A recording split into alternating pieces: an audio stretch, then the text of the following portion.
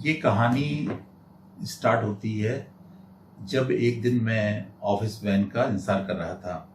मेरे सामने एक बड़े साहब सफ़ेद कुर्ते पाजामे में, उनका सर सफ़ेद रंग के बालों से ढका हुआ और खूबसूरत सफ़ेद रंग की दाढ़ी। उनके हाथों में एक गुब्बारों का स्टैंड था, खूबसूरत रंग बिरंगे गुब्बारे। बच्चे देख के न सिर्फ खुश हो रहे थे बल्कि खरीद भी रहे थे। अचानक एक चमचम करती हुई कार उनके सामने आके रुकती है। रोड में डूबा हुआ शीशा नीचे की जानिब सरकता है।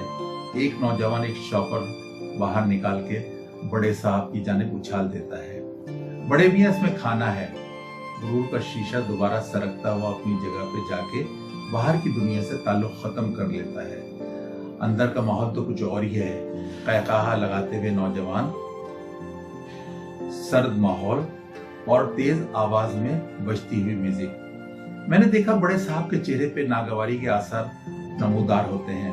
मैं आगे बढ़कर वो किसी महंगे रेस्टोरेंट का शॉपर उठाकर उन्हें देना चाहता हूँ।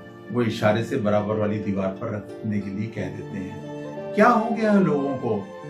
आदमी अभी तक इंसान नहीं बना, अपनी ही जैसी मखलूक को कमतर समझने लगा है।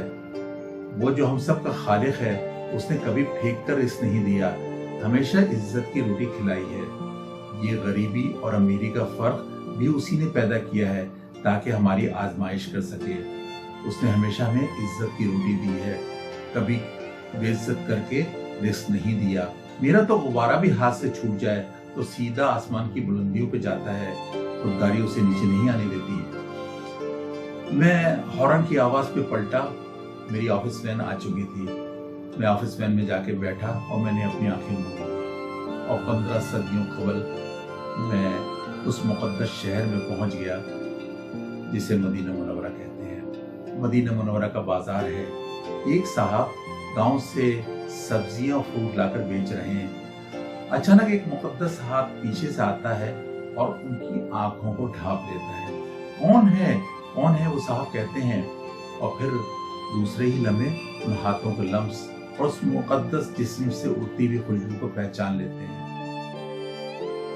दूसरे ही लम्हे वो इस मुक़द्दस खुशबू को पहचान लेते हैं। उन हाथों का लम्स उन्हें पता चल जाता है।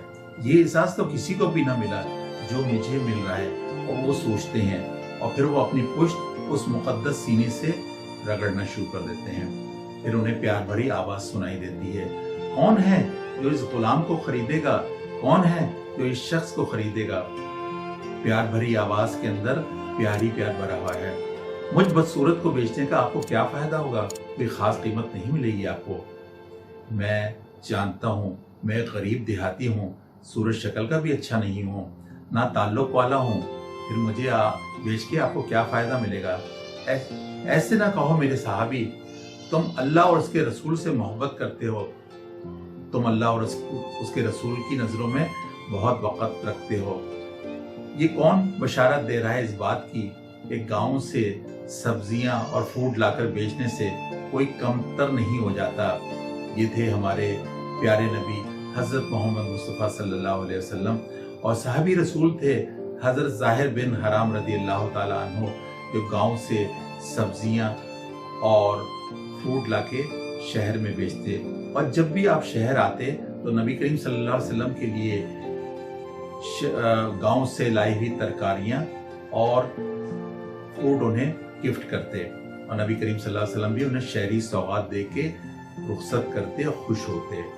अचानक वैन झटके से रुकी और मैं दोबारा उस तरक्की याफ्ता दौर में वापस आ गया। मैंने अपना पैर वैन से जमीन पे रखा तो आसमान की बुलंदियों में मुझे किसी गरीब के उड़ते हुए गुब्बारे नजर आए, जो शायद उस दौर में वापस जाना चाह रहे थे जहां कायनात की सबसे अजीम हस्ती ने एक जाहिर को अपना दोस्त बना लिया था। ब्रेक टाइम चैनल को लाइक करें, शेयर करें और सब्सक्राइब करें। Thank you.